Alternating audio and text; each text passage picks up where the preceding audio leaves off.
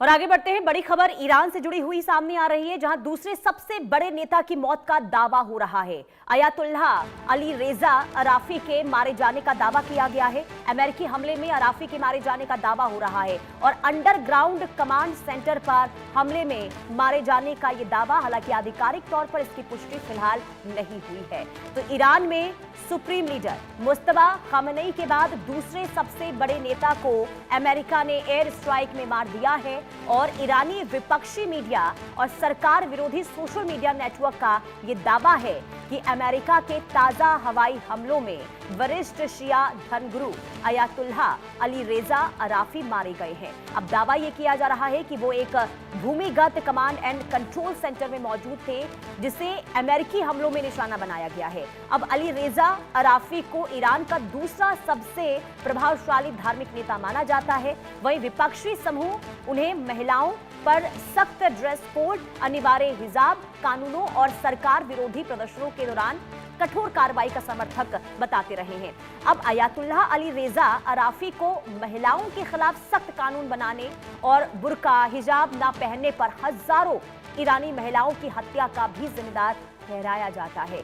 अब अयातुल्लाह अली रेजा अराफी की पहचान एक कट्टर रूढ़िवादी धार्मिक नेता के तौर पर है और ये 2019 से ईरान के गार्डियन काउंसिल के सदस्य हैं और 2022 से असेंबली ऑफ एक्सपर्ट्स के सदस्य भी हैं, जो ईरान के सर्वोच्च नेता का चयन करने वाले संवैधानिक संस्था है। अब 2026 में अयातुल्लाह अली खामनेई की मृत्यु के बाद उन्हें इंटरिम लीडरशिप काउंसिल का सदस्य बनाया गया था, जिसने नई सर्वोच्च नेता के चयन तक देश के नेतृत्व में भूमिका निभाई। अब कहा यह जाता है कि मुस्तफा खामनेई को सर्वोच्च नेता घोषित करने के पीछे भी अयातुल्लाह अली रेजा अराफी ने बड़ी भूमिका निभाई थी और इसलिए उन्हें मुस्तफा का भरोसेमंद माना जाता है। और अगर वाकई में अब उनके मारे जाने को लेकर कोई औपचारिक तौर पर जानकारी दी जाती है तो ये अब समझिए कि ईरान के लिए बहुत बड़ा झटका होगा, क्योंकि अब तक अली खामनेई की मौत के बाद तमाम जिम्मेदारियां इनके कंधों पर थी, क्योंकि मुस्तफा खामनेई क्योंकि अभी तक सामने नहीं आए हैं, उनका उपचार चल रहा है, जो ईरान की ओर से जानकारी लगातार दी जा रही है। और ऐसे में अयातुल्लाह अली रेजा लगातार तमाम चीजों को लेकर आकलन करते रहे हैं, रणनीति अपनाते रहे हैं, बनाते भी रहे हैं। और ऐसे में अगर अमेरिकी हमले में इनके मारे जाने को लेकर पुष्टि की जाती है तो ये बहुत बड़ा झटका, बहुत बड़ा नुकसान ईरान के लिए होगा। हालांकि इंतजार करना होगा। हालांकि अब तक सोशल मीडिया पर, यानी कि ईरान के जो विरोधी सोशल मीडिया कई ऐसे अकाउंट्स हैं जिसके जरिए ये दावा हो रहा है और ये कहा गया है कि अमेरिकी हमले में अली रेजा मारे गए हैं। तो ये बड़ी खबर आपको बता रहे हैं। हालांकि देखिए, अगर ऐसा होता है तो ईरान में कई ऐसी महिलाएं हैं जो इनके रूढ़िवादी कदमों को लेकर काफी परेशान होती रही हैं, तो उनके अंदर जरूर देखिए ये बहुत राहत की खबर उनके लिए होगी। लेकिन IRGC के लिए और साथ ही साथ क्योंकि सुप्रीम लीडर मुस्तफा खामनेई के बाद ये दूसरे नंबर के नेता थे जो ईरान के को लेकर तमाम रणनीतियां अपनाते थे।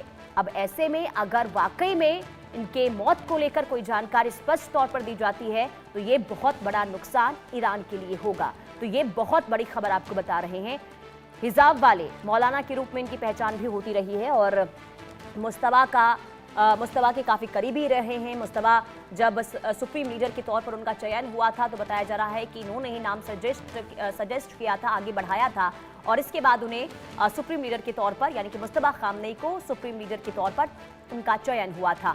और अब जब अमेरिकी हमले में अली रेजा, जिनकी मौत को लेकर अभी दावा हो रहा है, क्या वाकई में उनकी मौत हो गई है, और अगर हाँ तो ये बहुत बड़ी क्षति ईरान के लिए है। तो बड़ी खबर आपको बता रहे हैं, अमेरिकी हमले में अराफी के मारे जाने का इस वक्त दावा हो रहा है। हालांकि देखिए, अभी तक ना तो अमेरिका की ओर से कोई दावा हुआ है और ना ही ईरान की ओर से कोई इसे लेकर जानकारी दी गई है। अजय जांडियल संवाददाता तमाम जानकारी के साथ जुड़ चुके हैं। अजय, क्या वाकई में कोई जानकारी अली रेजा की मौत को लेकर? देखिए, अभी तक इसकी अभी औपचारिक पुष्टि ईरान की तरफ से नहीं की गई है, मगर अमेरिकन जो एजेंसी है उनकी दावा करें तो उनका कहना है कि उन्होंने खमनेई के एक खास जो नेता है, करीबी नेता, बड़े नेता, उनको जो है वो मार गिराया है। दरअसल आपको बता दूं कि लगातार जो कार्रवाइयां चल रही हैं उसमें अंडरग्राउंड कमांड सेंटर पर हमला किया गया, जिसमें इसकी मौत हुई है, इनकी मौत हुई है और आधिकारिक पुष्टि अभी तक इसकी नहीं हो पाई है। जिस तरीके से हमले चल रहे हैं, इस चीज का पहले से अंदेशा था कि अमेरिका ने जो लगातार अपने सीज फायर के दौरान जो सिलसिला उसने किया था, जो अपनी इन्वेस्टिगेशन वो कर रहा था, उसमें सबसे बड़ा जो उसका काम था वो ऐसे लोगों को आइडेंटिफाई करना था, उन लोकेशंस को आइडेंटिफाई करना था जिसमें वो अपनी कार्रवाई करते हुए ईरान को बड़ा नुकसान कर सके। और अगर आप देखें तो जब दूसरा स्पेल शुरू हुआ है युद्ध का, उसमें अमेरिका ने बड़े हमले किए और अमेरिका ने बड़े हमलों में कई मुख्य ठिकाने, चाहे वो कमांड सेंटर की बात की जाए, चाहे वो इनके जनरल्स की बात की जाए, और अब अली रजा को टारगेट किया गया है। ये ऑपरेशन जो है वो उस तरह से किए हैं ताकि वो ज्यादा से ज्यादा नुकसान ऐसे लोगों को पहुंचा सके। ठीक है, लेकिन अजय जरा ये भी समझाइए, क्योंकि दूसरे नंबर के नेता ये मुस्तबा खामनेई के बाद बताए जाते हैं, अगर उनकी वाकई में मौत हो गई है तो जरा ये भी समझाइए कि ईरान के लिए कितना बड़ा झटका ये होगा। देखिए, बिल्कुल आप सही कह रही हैं। जिस तरीके से ये हमले में पुनीता अली रजा मारा गए हैं, ये एक बड़ा झटका ईरान के लिए है। मगर एक चीज को और समझना होगा।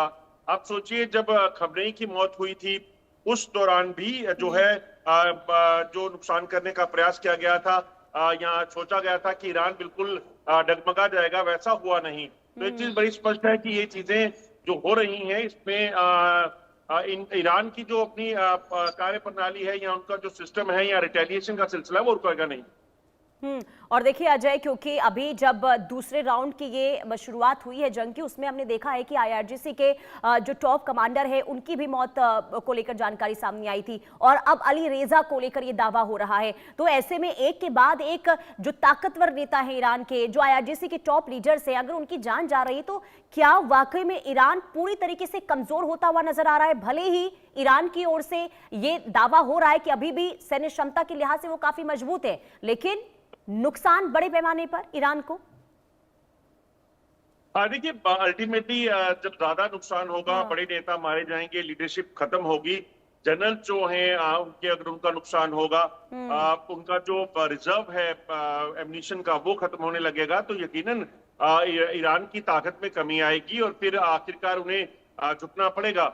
मगर अब ये है कि ये कब होगा, क्या जो है किस तरह का नुकसान वो बर्दाश्त करने को तक को तैयार है। और अमेरिका, क्योंकि जिस जगह पर अमेरिका बैठा हुआ है, अमेरिका को इसमें कोई नुकसान इसलिए नहीं है क्योंकि अमेरिका डायरेक्ट हिट नहीं हो रहा है। मिडिल ईस्ट की जो कंट्रीज हैं उनको ही सिर्फ नुकसान देखा जा रहा है। तो ऐसे में यकीनन ये कहना कि ईरान जो है वो बड़े लंबे तक समय तक जंग लड़ सकता है, ये लग नहीं रहा। अगर मिडिल ईस्ट के बाकी देश ईरान के साथ ना मिलें, जैसे चीन है, रशिया है, उनकी बात करें तो। बिल्कुल। और देखिए, लगातार भले ही ईरान की ओर से ये बताने की कोशिश होती रही है कि अभी भी हम डटे रहेंगे इस जंग में, हम पीछे नहीं हटने वाले हैं, लेकिन एक के बाद एक टॉप लीडरशिप का खात्मा, और अगर वाकई में अली रेजा को लेकर ये जानकारी सामने आ रही है तो ये बहुत बड़ा नुकसान है ईरान के लिए। लेकिन महिलाओं के लिए जरा बताइए, क्योंकि महिलाओं के लिए कहा जाता है कि जो उनके द्वारा अब हमेशा से कदम उठाए गए हैं बुर्का पहनने को लेकर, इसके अलावा हिजाब पहनने को लेकर, महिलाओं की क्या प्रतिक्रिया सामने आ रही है इस खबर के आने के बाद सोशल मीडिया के जरिए? अजय, देखिए, ईरान एक समय तक जो है बड़ा मॉडरेट हुआ करता था, मगर समय के साथ खमनेई की जब रूल शुरू हुआ उसके बाद चीजें बदली और कट्टरपंथ जो है वहां पे उसको अपनाने का सिलसिला शुरू हुआ। और यही वजह थी कि ईरान जो है बेशक शिया मुल्क जिसमें आबादी ज्यादा है, मगर अगर आप देखें तो इस्लाम को आगे बढ़ाने या इस्लाम का जो ज्यादा महिमान मंडल है दुनिया के कई देशों में, जो एक सत्र राज्य का है कि ईरान की जो ताकत है बढ़ती गई, उसका जो वर्ड्स हैं खमनेई के उसकी ताकत बढ़ती गई।